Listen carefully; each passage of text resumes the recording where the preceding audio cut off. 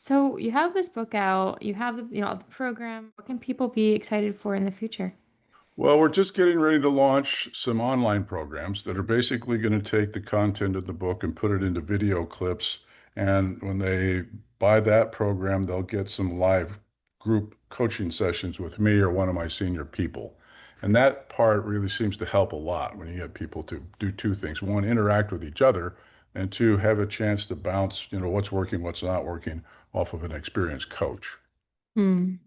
Okay. Well, hey, that's really exciting to hear.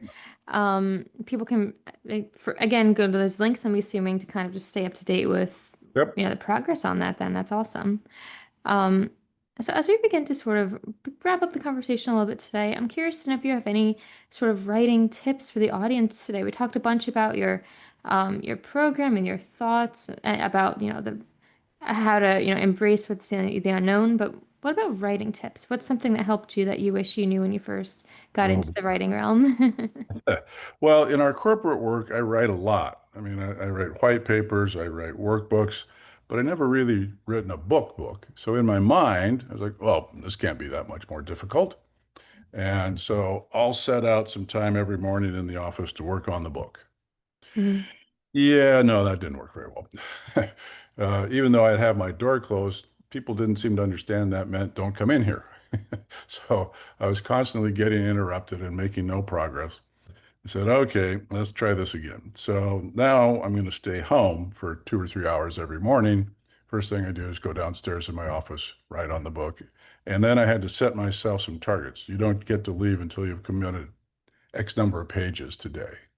And I don't know about others, but for me, it was always the first few sentences of the day that were the tough ones. You got to get in the groove and get it flowing and so forth. So, um, the main challenge is setting up a structure so that you kind of almost force yourself to do the work because it'll be too easy to put it off or not take it as seriously as you really want to if you want to get it done.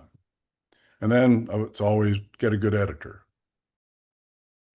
Right, of course. Yeah, because that's the way you have quality control and make sure that Right. everything is on up tip top shape, I guess you could say. Well, that, because I'm no different than anybody else. I'd write something and go, oh, this is brilliant. And the editor would look at it and go, what in the world is this gibberish? Oh, well, maybe I'm not as brilliant as I thought. Wait a minute here. So we go back and forth and settle on something that actually was good. And that's how you do it.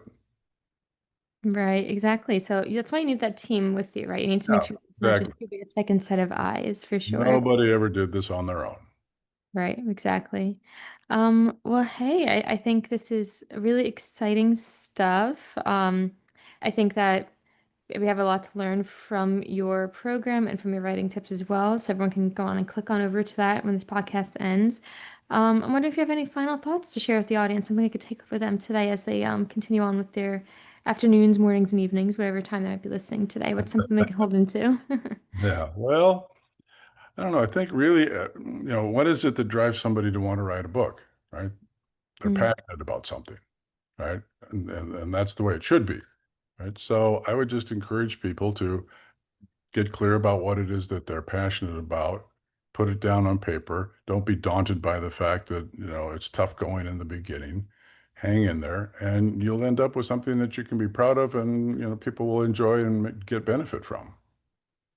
Understood. All right. Yeah, I love that. That's a great piece to keep people inspired throughout the day now. So this has been a really exciting conversation. I very much appreciate you coming on today and sharing your wisdom with us. My If you're pleasure. Hope it was useful. Of course, it's a master class, a practical transformation. I think that anybody listening right now who's making excuses why they can't start this process, I mean, they know now there's no excuses, and your book is just Oh, another way to get through it. Um, perfect. so yeah, to all of our listeners, just stop waiting for the perfect moment, the perfect plan, the perfect circumstances. As Chris has shown us, transformation begins the moment you stop making excuses and start doing the work. Your future self is waiting for you to begin, right, Chris? Well said. All right. So everyone, keep reading, keep inspiring, and until next time, keep building your mission. We'll see you on the next episode of the Authors on Mission podcast. That's a wrap on another episode of the Authority on Demand podcast. If today's conversation sparked something in you, don't keep it to yourself. Share this episode with a founder or leader who's ready to stop being the best kept secret in their industry. If you want to turn your expertise into inbound demand, head to authorityondemand.com to see how we help clients go from unknown to in demand. I'm Danielle Hutchinson, and I'll catch you on the next one. Now, go build some authority.